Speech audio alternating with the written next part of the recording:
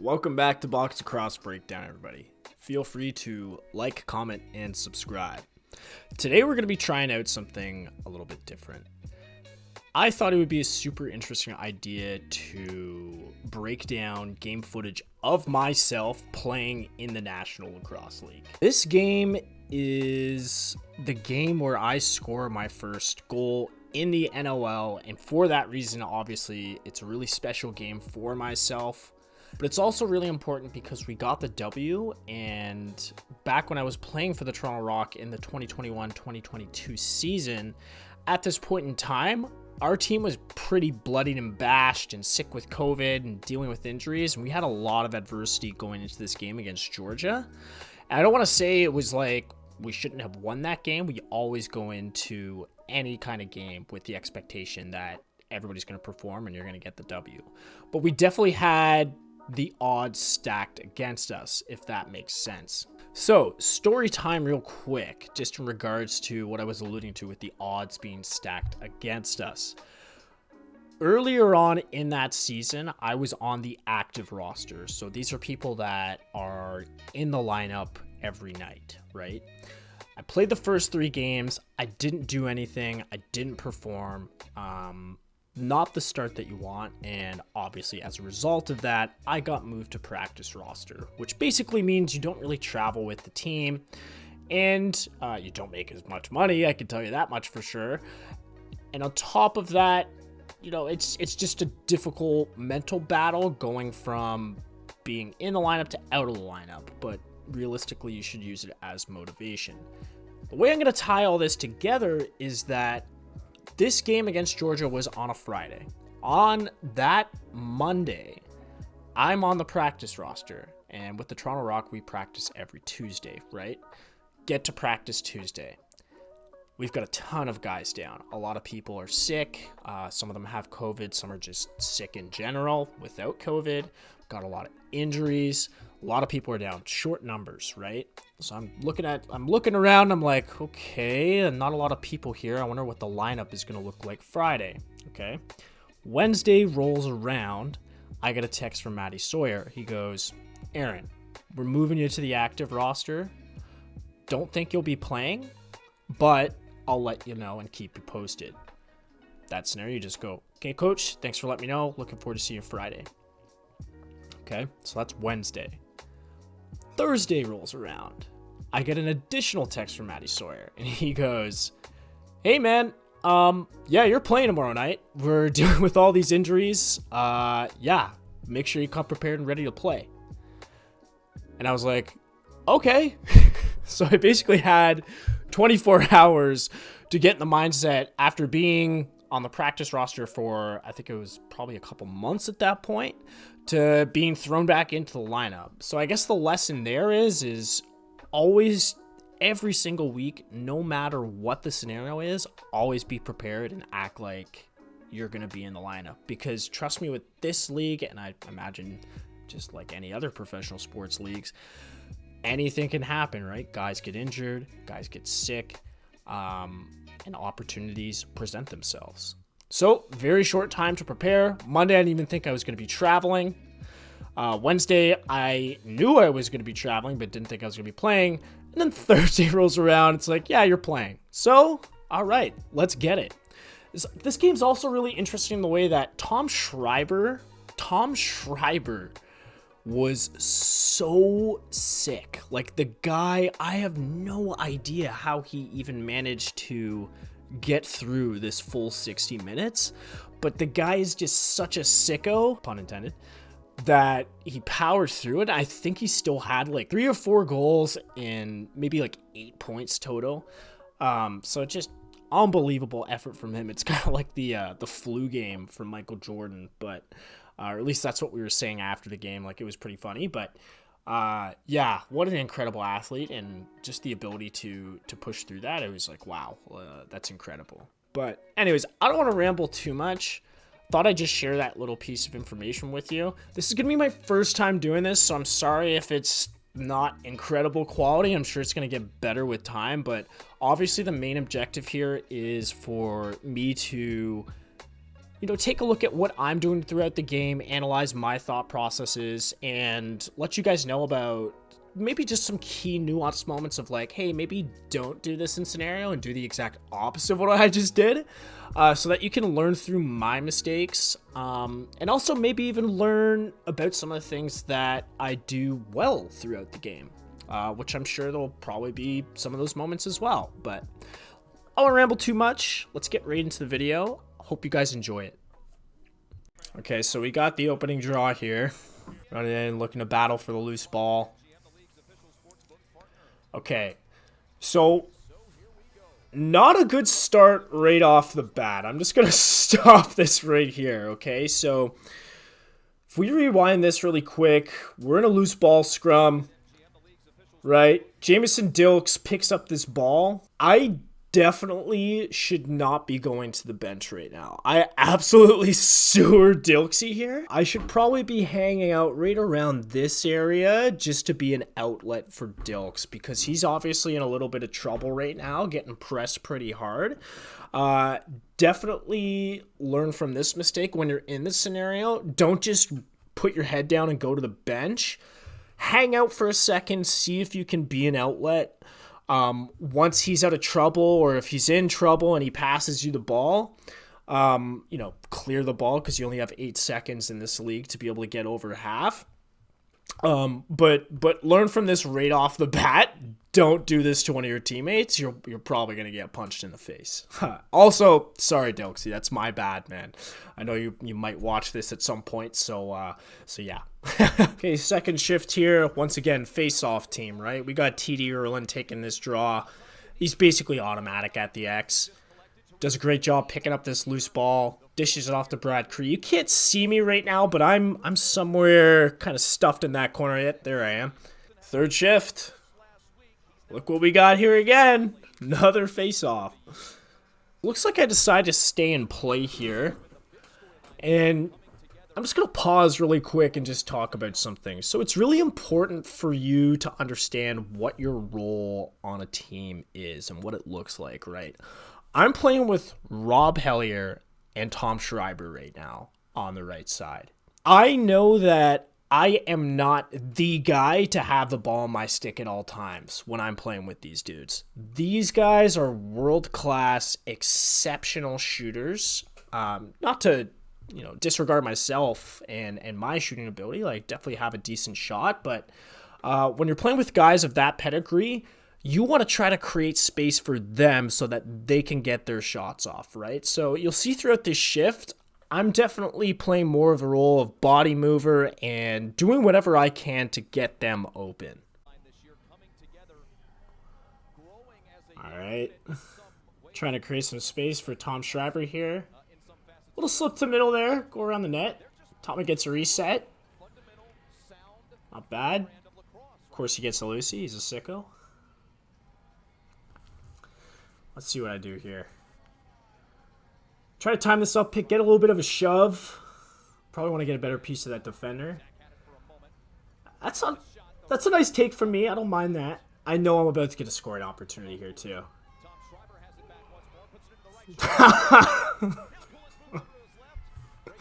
I stink. I mean, nice save. That's one of those things, man. I still haven't scored my first goal. Definitely should have sent that short side, but just gripping. Listen to the announcer.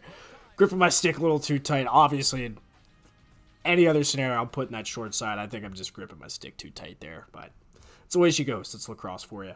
Again, face-off team here. TD does a great job winning this Lucy. Runs himself into a little bit of trouble there, turns the ball over. That's just like a face-off stick kind of thing.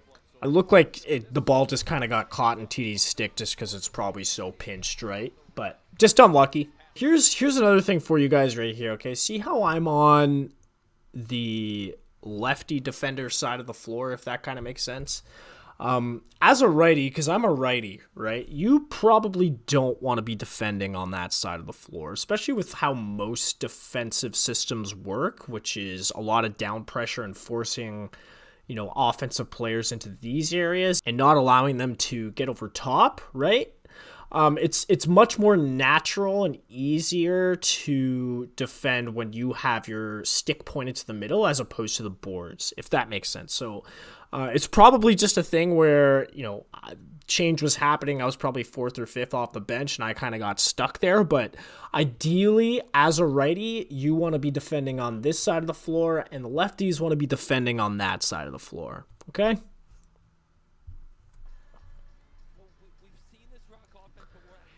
Let's just take a look here. Me and Phil. Nice little open there by me. Phil and I did a pretty good job defending that 2-man game. Get unlucky here just because the guy that Phil was guarding drops a stick. So a lot of times when you're defending in the National Lacrosse League, you're going to cheat a lot, as much as possible without getting caught, right? So one of the things that typically you do to cheat at times is grab people and grab their sticks simultaneously. And unfortunately, sometimes when you do that, guys will, like offensive players that is, will just drop their sticks on the ground and it's almost automatic for referees to call it. So I thought we did a pretty good job defending there, but we get unlucky because stick gets dropped and the arm goes up. But also as a forward, that's also a nice little nuance for you, right? If you ever feel a defender really holding onto your stick, literally just drop it. Drop it, give a palms up to the ref. Probably gonna call it, boys. So just teaching you guys how to cheat effectively. Nice. Okay, so transition D here. I'm here with Sugar. Shout out Adam J. Love that guy. Really awesome dude. Yeah, so it looks like right here, it looks like they're trying to set up a bench seal, and I'm trying to read it correctly, but I have to be careful, right? Because, well, you'll see in just a second, right? I try to get over top of this bench seal and get to this guy that's coming off the floor because I'm anticipating him catching and shooting. But in the process, right, it's not the best time to do that because we got to double over here. And by trying to get over top of this bench seal, this guy slips to the middle. Obviously, Brad Cree's here to offer me support, but just need to be a little bit more careful. Probably hold on to that just a little bit longer instead of being so eager to get over top. I think regardless, Brad Cree would have been there and probably would have saved me and bailed me out anyways. And also we got Nick Rose in net, so there's probably a good chance he's stopping the ball as well. But, just want to be a little bit more cognizant of that. And look, they even tried to feed him the ball anyways. Doesn't get through. Thanks, Brad. Play goes on. 9 seconds in the shot clock. It's actually not that bad a D for me there. End up getting a loose ball. I'm okay with that D. I'm okay with that D. I played him pretty straight up. He ended up shooting around me. I think I probably could have gotten to his hands a little bit more, but regardless, still a pretty decent shift in my opinion. O shift for me. A nice little bounce pass. I don't know what I'm doing there. Getting a contact. Trying to set something up for Robbie here. That's just unbelievable from Zach Mans. Jeez. That's gross. So I set a nice little up pick there. Zach just does the rest. Because I almost cost Zach Mans here. By hanging out here too long, right? That puts this defender in a nice position to slide. So ideally, you probably want to cut backside or maybe even cut all the way down to the middle. Drag that defender down.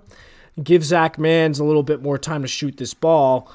Luckily, he's a sicko and scores anyways, but, maybe I'm too hard on myself, but I think that's probably something I could have improved on that shift. Still picked up an assist, though. Thanks, Zach. Once again, another shift on the draw here.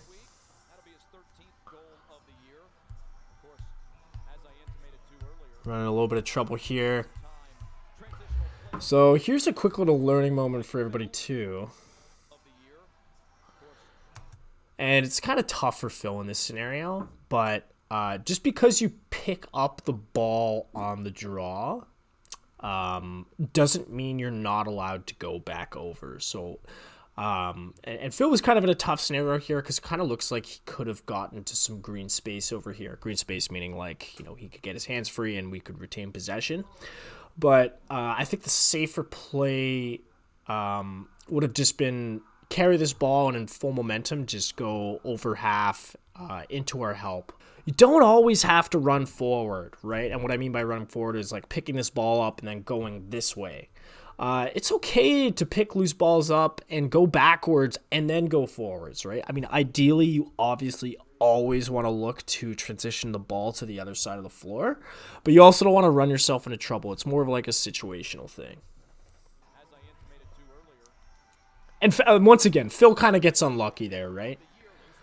Then we get hit with the back over.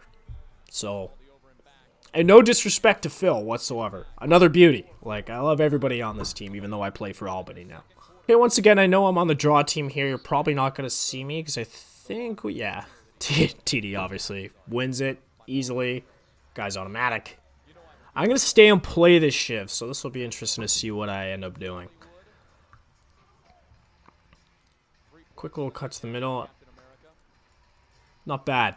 So again, that's like I was kind of preaching earlier. Know your role on the team, right? I'm trying to free up Robbie here to get a good shot. We actually get a pretty good opportunity.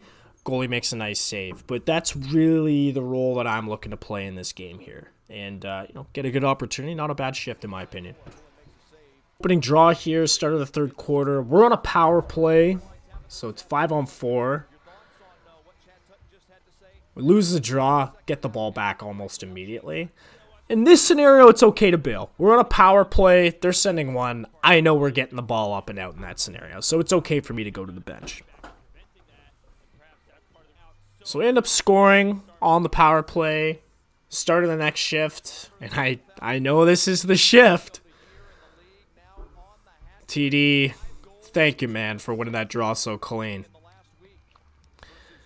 Whoa. It's Forster in front. He's done it. Look how happy I am, man. I'm just absolutely losing my... I just started running. All the boys are fired up. I'm giving them all props. I sewer Dilksy again there. Oh my god, dude. Look at me. Whoa! We gotta get another replay on that. Big hug from Reader. Look at me. So I sewer Dilksy right here too, right? I'm dapping up Chow, I'm dapping up Zach. Coach is calling for the ball. Thanks, Maddie. And watch this. I sewer Dilks yet again. He looks to give me a little fist bump, and I'll leave him hanging. Man, I gotta tell you guys though, that was the best feeling in the world. Like, absolutely electric. And you can just see me here. It's like I can just breathe a little bit, right? Because the monkey's been on my back. I think at that point I had 5 games under my belt. Hadn't gotten a goal. Finally got one, and I just kind of decompressed a little bit. Felt really nice. Another draw team shift here. Lose that one. Face-off violation. I'm trying to get up in this guy's face here.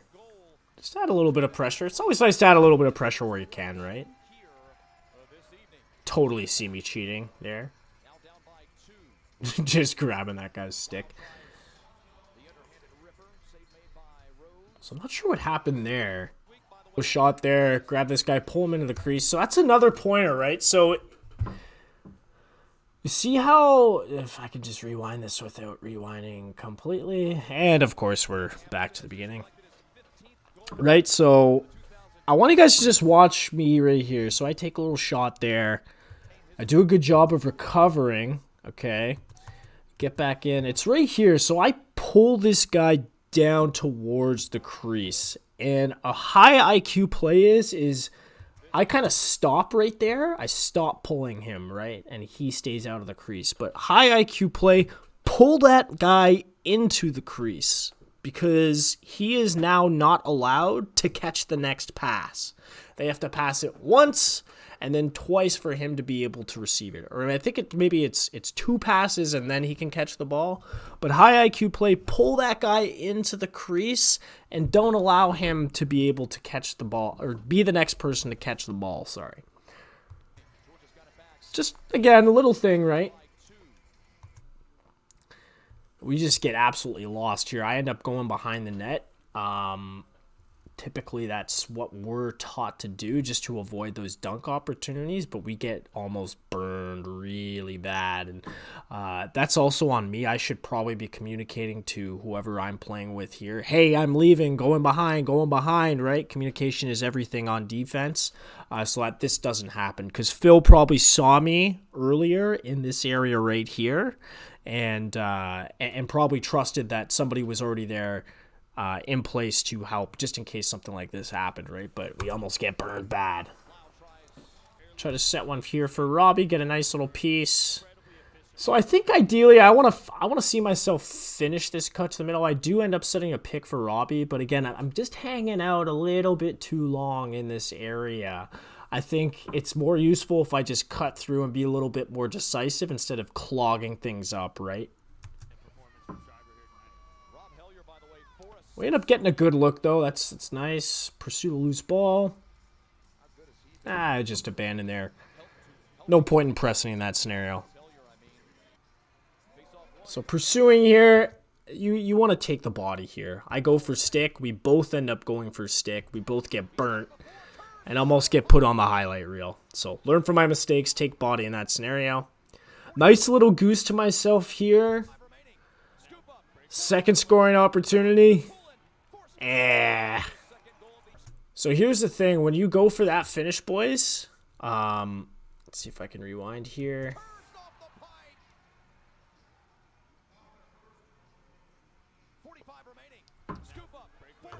So close here. Nice save by Poulin. Okay, so here's the thing, though. When you go for this finish, right, I kind of just throw it short side. Like I throw a fake, I lean, and then I just throw it, right? You almost want to bring your arms all the way across your body like this, increase your angle, because what your stick can see in the trajectory of the ball when your stick is over here versus here when you're throwing it short side, it increases your angle exponentially, right? So you almost want to fake short side, lean, and then bring it all the way back so that you can kind of dump it right at his hips and hopefully bury that ball instead of getting stuffed like I did just there.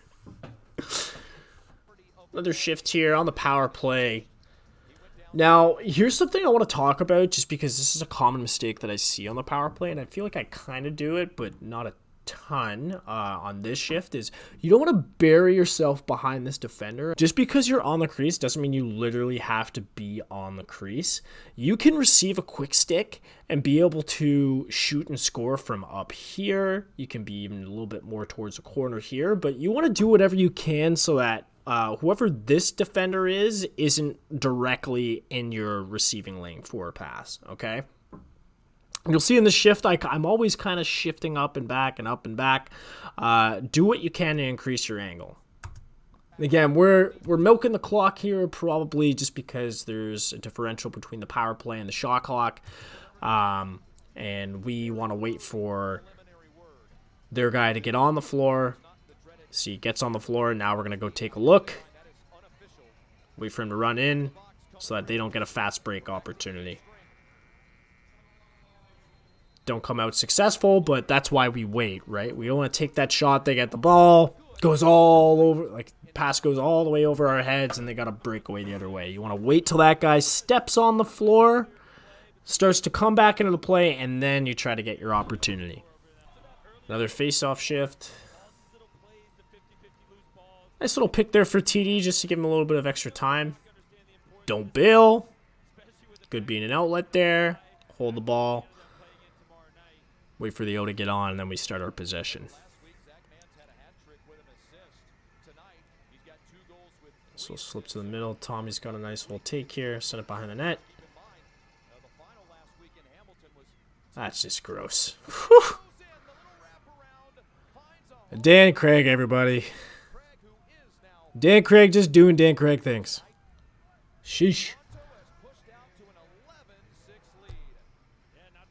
Nice G. Okay, back on the draw team.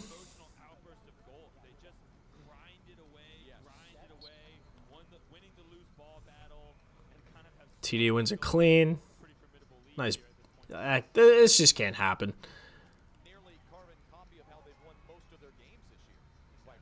I end up getting lucky.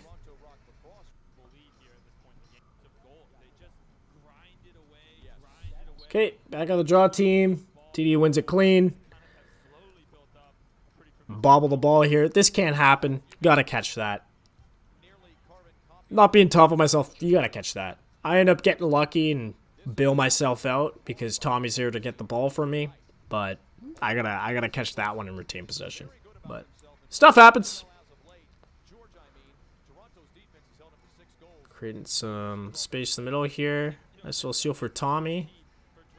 Tommy finds DC off the pipe. Once again, creating space, doing what I can. Here. Do a pretty good job of standing that guy up. Mitch Snu gets a Lucy. Looking for the ball. There it is. Woo! Almost get my head taken off. Do a good job retaining possession here, though. That was a close one, though. I literally almost got sent into the shadow realm from that. Back on the power play here. Me looking for the dunk opportunity with my crazy hops. My vertical's terrible.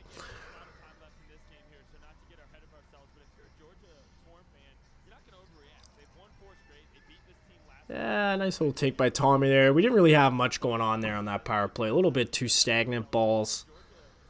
Staying in our sticks a little bit too long, I feel like. You don't want to keep that ball hot in the power play, right? And again, I'm not sure what the scenario is. It looks like the power play actually ran out there, so... Or maybe it didn't. Regardless, probably want better movement. Okay, ball gets sent up in transition. Brad Creed does a great job retaining that ball. Whew. I get into help. Now we've got possession. Now we can get into our O shift. Good stuff. Slow things down. Let's assess the situation. Gets the middle. For an up pick for Chow. DC just does what DC does. Gets underneath. His first step is so fast. It's absolutely incredible. But we did a good job there, right, of keeping those defenders occupied, having a little bit of action on the other side. Like, this is ran directly for DC to have an ISO opportunity, right? So I want to try to get out of his way. DC does what he does, gets underneath, buries. Looks like a PK shift here. Yeah, it definitely is a PK shift. We're just kind of trying to milk the clock here. Not really looking for scoring opportunities. We still want to try to score, obviously. I end up getting greased. What happened there? I didn't even see. I was looking at Dilks. Okay, so... Oh, yeah, I just took a shot right to the back of the head. Hey, that's the cross for you. Roll with the punches, baby. Once again, just milking clock here. Not too much action happening. Still looking for opportunities if they present themselves, but, you know, we don't want to get ourselves into transition trouble when we're on a PK. End up getting stripped. Kill a full 30. That's exactly what you want.